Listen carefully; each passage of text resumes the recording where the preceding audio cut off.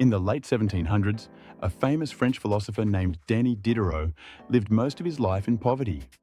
He was brilliant, he was the co-founder of one of the most comprehensive encyclopedias of the time, but he had no money. That changed in 1765. Catherine the Great, the Empress of Russia, heard of Diderot's financial troubles and offered to buy his library. She paid him a massive sum of money and even hired him to be the librarian for his own books. Suddenly, Diderot was wealthy. To celebrate his new fortune, he bought himself a beautiful scarlet robe. It was elegant, it was expensive, and it was the finest thing he had ever owned. But then, something strange happened. Diderot noticed that as he sat in his study, wearing his magnificent new robe, the rest of his belongings looked terrible. His old wooden desk looked cheap and worn out. His tattered chairs looked pathetic. His dusty old rugs looked like trash. The scarlet robe was so beautiful that it made everything else in his life feel inadequate. So he replaced the desk. Then he replaced the chairs. Then he bought new rugs, new art, and new mirrors. By the time he was done, he had spent almost all of his new wealth trying to make his surroundings match the scarlet robe. He later wrote an essay titled "Regrets on Parting with My Old Dressing Gown." In it he said, "I was the absolute master of my old robe. I have become the slave of the new one." This is the Diderot effect. It is a social phenomenon related to consumer goods that is still draining bank accounts 250 years later. Welcome back to Fiscal Psychology. Today, we are going deep into why your brain demands unity in your possessions and how that simple desire for things to match is secretly destroying your financial future. By the end of this video, you will understand the cycle of consumption and, more importantly, how to break the chain before it breaks you. The psychology of the spiral. At its core, the Diderot effect states that obtaining a new possession often creates a spiral of consumption that leads you to acquire even more new things.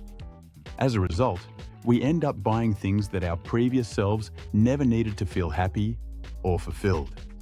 Think about your own life. Have you ever bought a new pair of shoes only to realize that none of your pants really look good with them? So you buy a new pair of jeans. But then those jeans make your old t-shirts look faded and worn out. So you buy 3 new shirts. Suddenly, you have spent $500, all because you bought 1 pair of shoes. Our brains are hardwired for pattern recognition and harmony.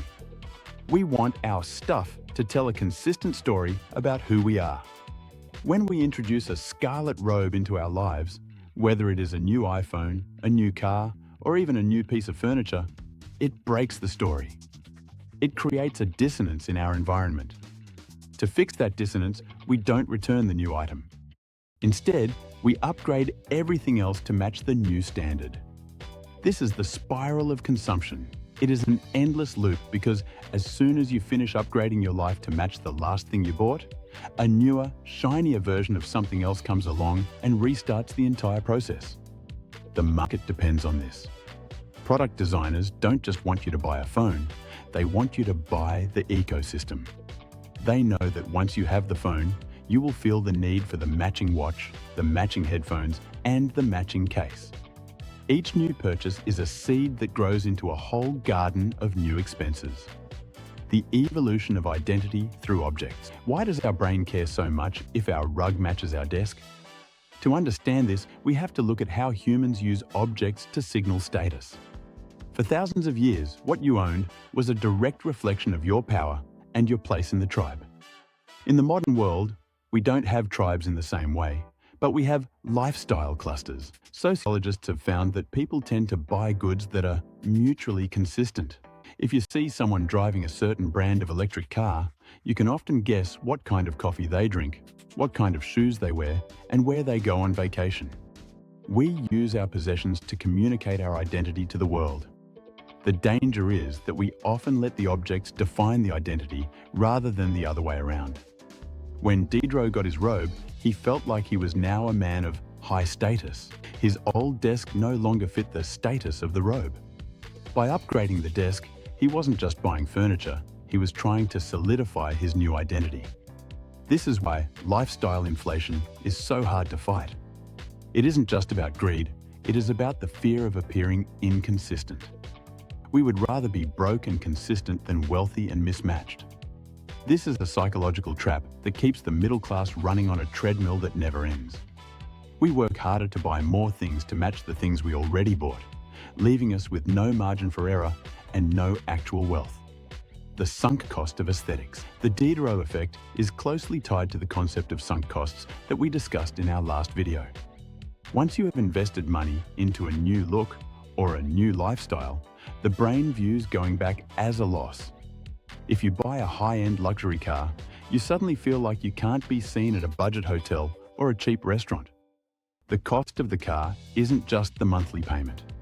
It is the visible cost of the lifestyle that the car demands. You are now sunk into a higher tier of spending across every category of your life. This is how a $100,000 salary can still leave someone living paycheck to paycheck. They aren't spending it all on one thing. They are spending it on the matching set of a $100,000 life. They have a scarlet robe in every room of their house, and each one is demanding an upgrade to the things around it. If you want to build true wealth, you have to be comfortable with being mismatched. You have to be okay with having a high-end computer on a cheap desk. You have to be okay with wearing expensive shoes with an old pair of jeans. Wealthy people, the ones who stay wealthy, are the ones who refuse to let their possessions dictate their next purchase. The marketing engine, creating the scarlet robe. Corporations spend billions of dollars every year specifically to trigger the Diderot effect in your brain. They call it cross-selling or building a lifestyle brand. Think about how IKEA is laid out. They don't just show you a shelf. They show you an entire room where every single item matches perfectly. They are showing you the perfect story. When you buy that shelf and take it home, you realize your room doesn't look like the IKEA showroom. You feel that familiar itch. You think, if I just had that lamp and that rug, then it would be perfect. You go back and buy the lamp and the rug. But then, your wall color looks wrong. So you buy paint. The scarlet robe in this scenario was the shelf. It was the catalyst for a chain reaction of spending. Digital companies do this even more aggressively. When you join a new software platform, they immediately show you all the integrations you can add. You have our email service, now you need our CRM and our calendar and our payment processor. They are building a scarlet robe for your business. If you don't stay vigilant, you will wake up and realize you are paying for 10 different subscriptions that you never needed before you bought the first one. How to break the spiral. Strategic minimalism. The good news is that the Diderot effect is a pattern, and patterns can be broken. The first step is to realize that perfect is a moving target. There is no such thing as a finished set of possessions. The moment you complete a set, the world will invent something new that makes your set look obsolete. The second strategy is to avoid seed purchases. Before you buy anything new, ask yourself, what else will I have to buy to make this work? If you are buying a new camera, factor in the cost of the lenses, the bags, the batteries, and the computer upgrades you will need to edit the files. If you can't afford the spiral, you can't afford the item. The third strategy is the one in, one out rule. For every new item that enters your life, one old item must leave. This forces you to value what you already have. It prevents the inventory creep that leads to the Diderot effect. If you get a new robe, you have to give away the old one, but you aren't allowed to change the desk. The fourth strategy is to embrace aesthetic friction. Purposely keep something in your life that doesn't match. Keep the old, reliable car, even if you live in a nice house. Keep the old phone, even if you have a new laptop. This friction reminds your brain that your identity is not tied to the harmony of your objects. It breaks the spell of the scarlet robe. It allows you to be the master of your possessions rather than their slave. The Diderot effect in your career and business. This doesn't just apply to physical goods. It applies to your career and your business as well. Have you ever gotten a promotion and immediately felt like you needed a better office, a better title, and a more expensive social circle? That is the Diderot effect in the workplace. Or in business, have you ever implemented a new piece of technology and suddenly felt like your entire workflow was outdated? You start hiring more consultants, buying more tools, and restructuring your entire team just to match the scarlet robe of that one new software. In marketing, this is a trap that kills startups. They buy a high-end advertising platform and then they feel they need high-end video production and high-end influencers and a high-end PR firm. They spend all their venture capital before they even have a product that works.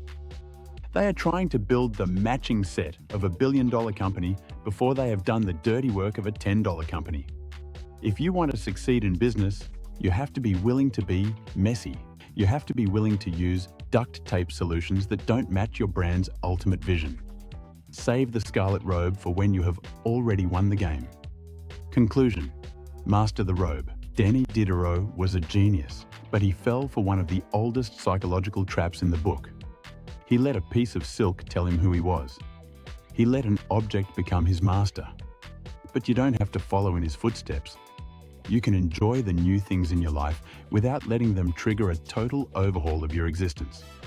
You can appreciate the beauty of a scarlet robe while still being perfectly happy with your old wooden desk. Your wealth is not found in the harmony of your possessions. Your wealth is found in the margin between what you earn and what you spend. The Diderot effect is designed to shrink that margin to zero.